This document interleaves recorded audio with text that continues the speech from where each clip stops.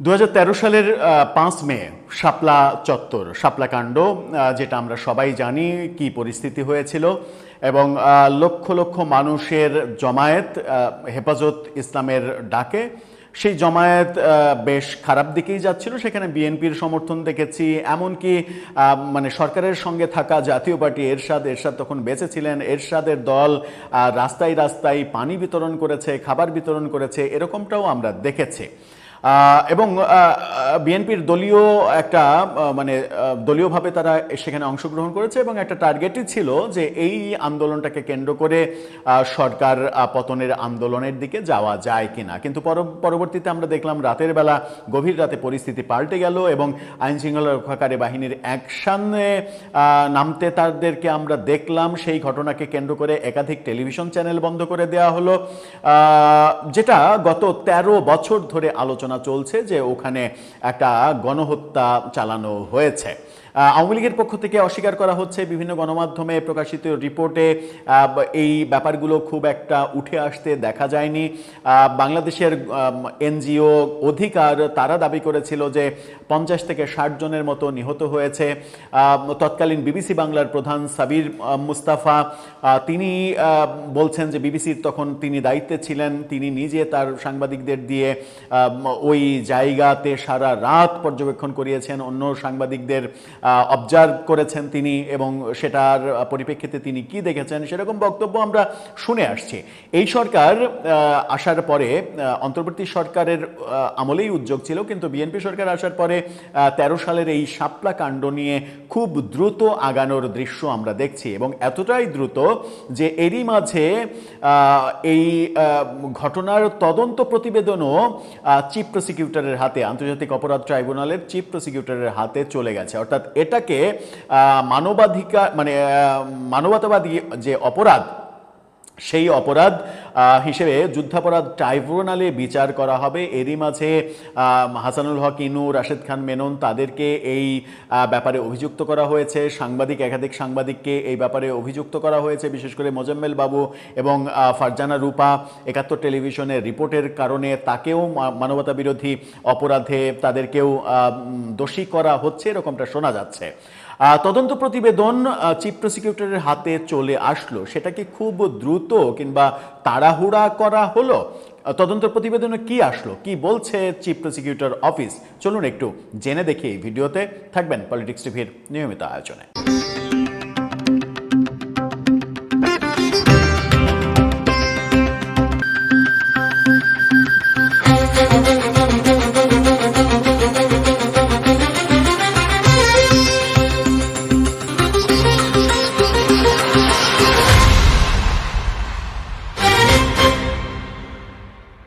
দর্শক, বলছিলাম 2013 সালের 5 মে শাপলা কাণ্ড। তার আগে শাহবাগ গণজাগরণ মঞ্চ যেটার জন্ম হয়েছিল এবং মানে ওই রাজাকারদের বিচার এবং ফাঁসি না দেয়া, কাদের মোল্লার ফাঁসি না দেয়া এবং সেই ফাঁসির দাবিতে গণজাগরণ মঞ্চ হলো।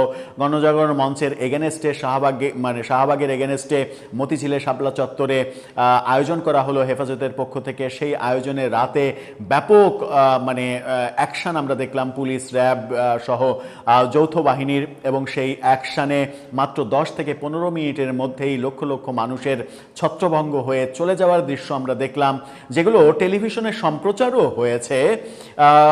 তারপর থেকে দাবি করা হচ্ছে যে সেখানে হাজার হাজার মানুষ মেরে ট্রাকে করে মরদেহ সরিয়ে ফেলা হয়েছে। গত 13 বছরে, বিশেষ করে 2013 থেকে 24 আওয়ামী লীগের শাসন আমলের 11 বছরে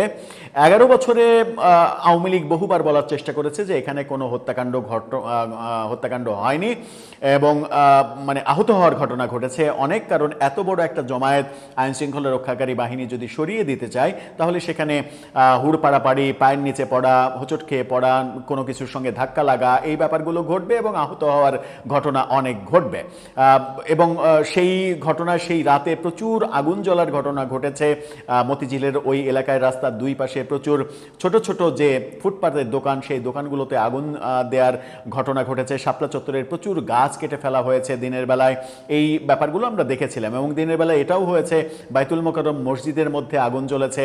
বাইতুল মোকাররমের সামনে যে বইয়ের দোকান, যেখানে কোরআন শরীফ পর্যন্ত বিক্রি হয়, সেই বইয়ের দোকানে আগুন দেওয়া হয়েছে। নারী সাংবাদিককে হেনস্থা করা হয়েছে। আওয়ামী লীগের সিদ্ধান্তে দুটো টেলিভিশন চ্যানেল, দিগন্ত এবং ইসলামিক টেলিভিশন, সেই দুটো টেলিভিশন চ্যানেল যারা লাইভ করছিল তাদের সম্প্রচার বন্ধ করে দেওয়া হয়েছে। পরবর্তীতে আমরা দেখেছি যে ৭১ টেলিভিশনে ফারজানার উপর স্পেশাল রিপোর্ট, এবং সেই রিপোর্টে দাবি করা হয়েছে বিভিন্ন সূত্র দিয়ে যে এখানে কোনো হত্যাকাণ্ডের ঘটনা ঘটেনি। এই দাবির কারণে মোজাম্মেল বাবু, যিনি ৭১ টেলিভিশনের চিফ, এবং ফারজানা রূপা, যিনি ওই রিপোর্টটা করেছিলেন, তাদের দুইজনকে মানবতা বিরোধী অপরাধের দায়ে তাদেরকে দোষী করা হয়েছে। তৎকালীন সময়ে বিবিসি বাংলার প্রধান ছিলেন সাবির মুস্তাফা, যিনি এখনো বিভিন্ন টক শোতে রেগুলার কথা বলছেন। সাবির মুস্তাফা দাবি করেছেন এই সময়ে এসেও যে ওই সময়ে তিনি বিবিসির চিফ ছিলেন এবং সারা রাত তিনি নিজে এই ব্যাপারটা মনিটরিং করেছেন এবং কোনো ধরনের কোনো মৃত্যুর ঘটনা তিনি দেখেননি, তার সাংবাদিকরা দেখেনি, এটা তিনি বলছেন। তিনি এটা স্বীকার করছেন, অধিকারের যে রিপোর্ট এবং আন্তর্জাতিক একটি সংস্থার যে রিপোর্ট ৫০ থেকে ৫৬ জন কিংবা ৬০ জন মৃত্যুর যে খবর, সেই খবরটা সত্য, কিন্তু একটিও শাপলা চত্বরে ঘটেনি। সেটা ওই আয়োজনকে কেন্দ্র করে ঢাকার বিভিন্ন প্রান্তে, বিভিন্ন রাস্তায়, প্রবেশদ্বারে এবং নারায়ণগঞ্জে, চিটাগাংয়ে এই মৃত্যুর ঘটনাগুলো ঘটেছে, এরকম দাবি করা হয়েছে। কিন্তু এখন যেহেতু পরিস্থিতি পাল্টেছে, সেহেতু আমরা ভিন্ন ব্যাখ্যা, ভিন্ন ন্যারেটিভ দেখছি। এখন বলা হচ্ছে যে সেখানে একটা গণহত্যা চালানো হয়েছে এবং সেটার জন্য মানবতা বিরোধী অপরাধের দায়ে আন্তর্জাতিক অপরাধ ট্রাইব্যুনালে বিচার করা হবে, এবং সেই মামলায় তৎকালীন পুলিশ প্রধান বেনজির আহমেদকেও যে ঢোকানো হচ্ছে এটা মোটামুটি নিশ্চিত। কিন্তু আওয়ামী লীগ সময়ে আমরা দেখেছি যে আওয়ামী লীগের পক্ষ থেকে বারবার বলা হয়েছে যে হাজার হাজার মৃত্যুর কিংবা ট্রাকে করে মরদেহ অন্যত্র সরিয়ে দেওয়া, গায়েব করে দেওয়া, এই অভিযোগগুলো করা হচ্ছে। তাদের লিস্টটা দেন, তাদের লিস্ট এবং তাদের ঠিকানা, বাবার নাম, এগুলো দেন। আমরা যাচাই করে দেখি ওই বাড়ি বাড়ি গিয়ে যে তারা সত্যি মারা গেছেন নাকি জীবিত আছেন, নাকি ওই ঠিকানার আদতে কোনো অস্তিত্ব নেই। এরকম কথাবার্তাও আওয়ামী লীগকে আমরা বলতে শুনেছি, কিন্তু সেরকম কোনো লিস্ট দিতেও আমরা হেফাজতের পক্ষ থেকে দেখিনি। যাই হোক, ক্ষমতার কারণে, ক্ষমতা না থাকার কারণে হেফাজত হয়তো এতদিন চুপ ছিল, কিন্তু যখনই শেখ হাসিনা সরকারের পতন হয়েছে তখন তারা আরও এটা নিয়ে সরব হয়েছে এবং তার পক্ষের বিভিন্ন দল, মানে আওয়ামী লীগ বিরোধী সব দলই এখন একাট্টা হয়েছে। এই ব্যাপারটাকে মানবতা বিরোধী অপরাধ হিসেবে বিচার করা হবে। সেই তদন্তই হলো এবং সেই তদন্তের রিপোর্ট গতকালকে জমা হয়েছে চিফ প্রসিকিউটরের অফিসে। ইন্ডিপেন্ডেন্ট টেলিভিশন কি বলছে দেখুন।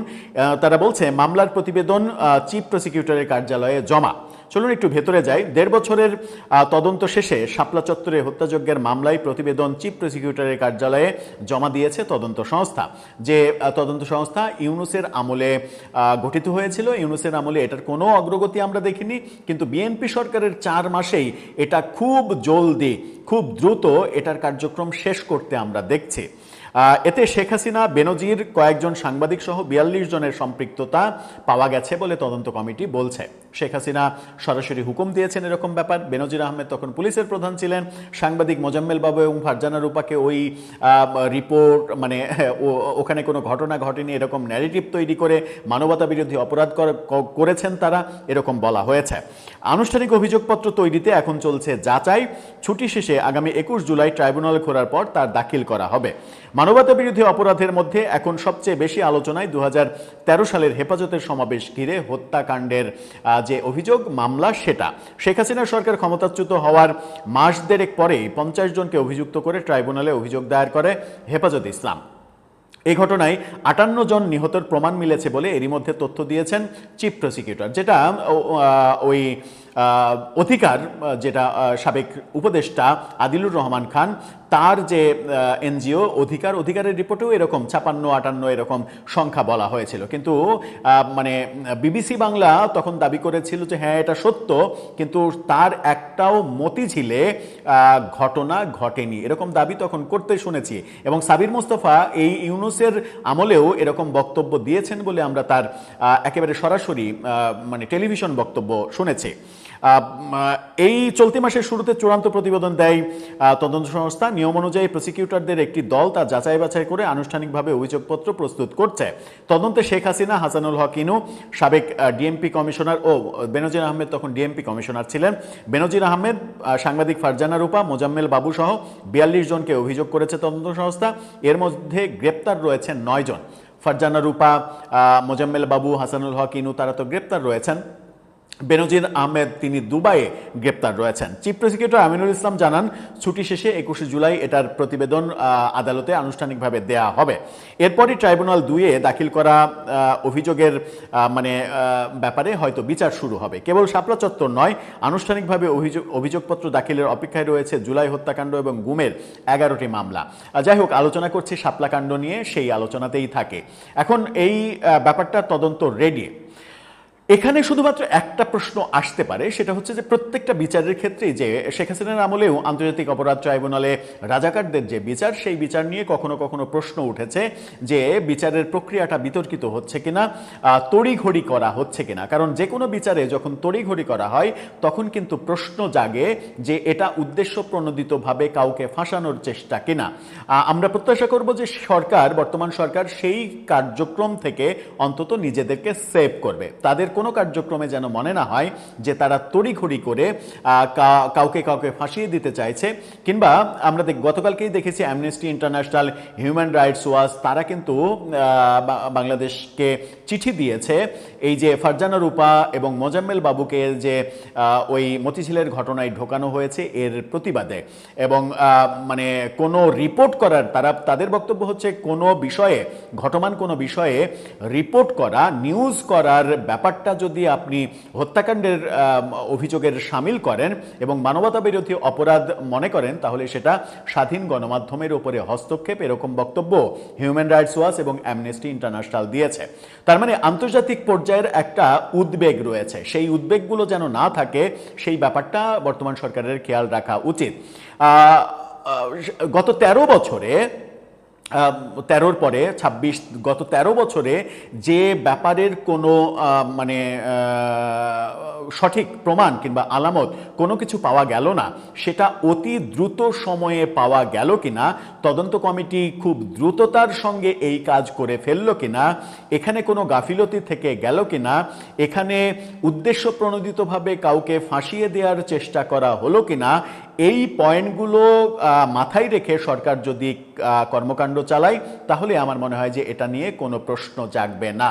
কিন্তু এই অভিযোগগুলো যদি এসে যায় তাহলে এর দায় কিন্তু সরকারের ঘাড়ে উঠবে, যেটা এই যে তদন্ত কমিশন এই সরকার করেনি, ডক্টর ইউনূস সরকার করেছে। ডক্টর ইউনূস সরকারের গঠিত তদন্ত কমিশনের যে কোনো গাফিলতি কিংবা যে কোনো রকমের অতি উৎসাহ সরকারকে কিন্তু বিব্রতকর পরিস্থিতিতে ফেলতে পারে। সুতরাং ট্রাইব্যুনাল, চিফ প্রসিকিউটর, সরকার, স্বরাষ্ট্র মন্ত্রণালয়, আইন মন্ত্রণালয় এবং স্বয়ং প্রধানমন্ত্রী সবারই এই সেন্সিটিভ ব্যাপারে খুবই সচেতনভাবে এগোনো উচিত। কারণ গত 13 বছরে আমরা এক ধরনের ন্যারেটিভ শুনে এসেছি, হঠাৎ করে যখন ন্যারেটিভগুলো চেঞ্জ হয়ে যাচ্ছে, সেই চেঞ্জ হওয়া ন্যারেটিভের পক্ষে শতভাগ অথেন্টিক প্রমাণ যদি না থাকে তাহলে সেগুলো কিন্তু বিতর্কিতই থেকে যাবে।